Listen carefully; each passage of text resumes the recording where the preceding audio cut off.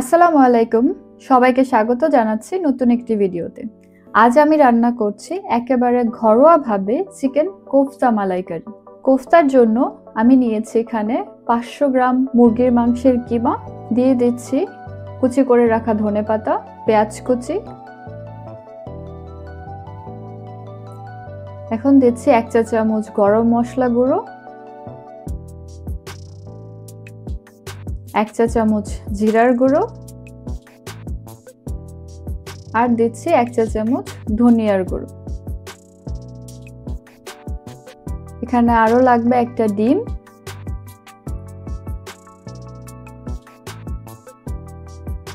আর একটুখানি লেবুর রস। এখন দিচ্ছি স্বাদ মতো লবণ, কালো গোলমরিচ গুঁড়ো। আমি এখানে আদা রসুনের পেস্টের বদলে আদা রসুন গুঁড়ো ব্যবহার করছি, আপনারা চাইলে কিন্তু আদা রসুনের পেস্টও ব্যবহার করতে পারেন। এখানে দিয়ে দিলাম পুদিনা পাতার গুঁড়ো, আপনারা চাইলে ফ্রেশ পুদিনা পাতাটাও ব্যবহার করতে পারেন। দিয়ে দিচ্ছি ব্রেড ক্রাম্বস। সব উপকরণ একসাথে মাখিয়ে নেব। এখন মিশ্রণটা যদি আপনাদের কাছে নরম মনে হয় তাহলে আপনারা আর একটু ব্রেড ক্রাম্বস অ্যাড করে নিতে পারবেন। এবার হাতের তালুতে একটু তেল মিশিয়ে গোল গোল করে কোফতার জন্য বলগুলো বানিয়ে নেব।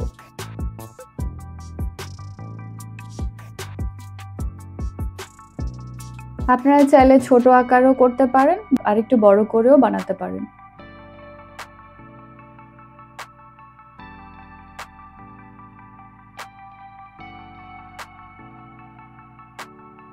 হয়ে গেল আমাদের কোফতা বলগুলো। চলুন এবার ভেজে নিই।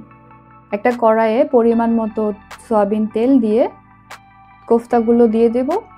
এই পর্যায়ে খেয়াল রাখতে হবে চুলার আঁচ যেন মিডিয়াম টু লোতে থাকে, আর কোফতাগুলো যেন ভিতরে হওয়ার আগে বাইরে পুড়ে না যায়।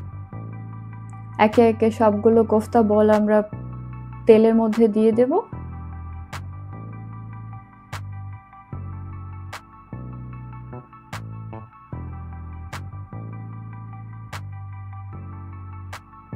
দুই থেকে 3 মিনিট একটা পাশ হালকা ভাজা হয়ে গেলে একটা স্প্যাচুলা দিয়ে কোফতাগুলোকে আমরা উল্টে দিচ্ছি।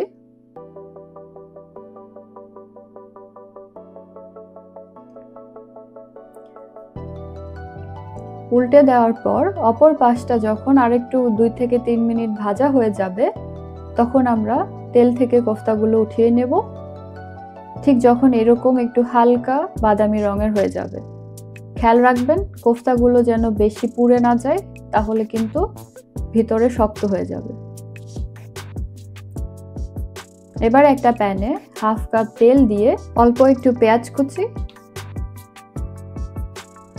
সাথে দিচ্ছি 1 চা চামচ আদা বাটা, 1 চা চামচ রসুন বাটা, দিয়ে দেব 1 চা চামচ ধনিয়ার গুঁড়ো, 1 চা চামচ জিরার গুঁড়ো, দিয়ে মশলাগুলো একটু হালকা ভেজে নেব। এখানে যে মিশ্রণটি আছে সেটি আমি আগেই বানিয়ে রেখেছিলাম। 8-10টা কাজু বাদাম, 3-4টা কাঁচামরিচ আর বড় সাইজের একটা পেঁয়াজের অর্ধেকটা দিয়ে একসাথে ব্লেন্ড করে নিয়েছিলাম। এবার এই মিশ্রণটাকে একটু পানি দিয়ে কষিয়ে নেব।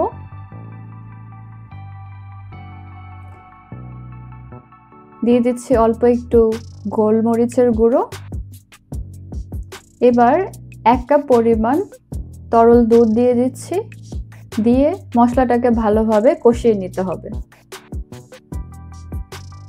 এখানে আমি একটু পুদিনা পাতার গুঁড়ো দিচ্ছি, আপনারা চাইলে নাও দিতে পারেন, কিন্তু এটা দিলে গন্ধটা ভালো আসে। গ্রেভিটা যখন একটু ঘন হয়ে আসবে তখন আমরা কোফতাগুলো গ্রেভিটাতে দিয়ে দেব।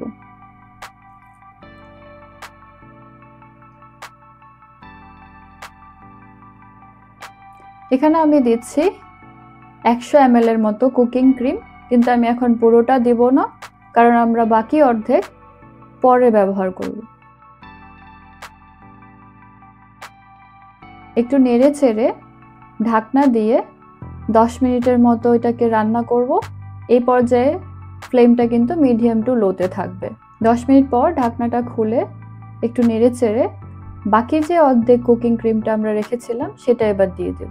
দিয়ে আবারও 5 মিনিটের জন্য রান্না করলাম। গ্রেভিটা যখন এরকম ঘন হবে, তার মানে আমাদের কোফতা কারি রেডি। এই চিকেন মালাই কোফতা কারি আপনি পরিবেশন করতে পারেন গরম গরম পরোটা বা সাদা পোলাওয়ের সাথে। আশা করি রেসিপিটা আপনাদের ভালো লেগেছে। আজকের মতো বিদায় নিচ্ছি, দেখা হবে আবারও নতুন একটি ভিডিও নিয়ে। ধন্যবাদ।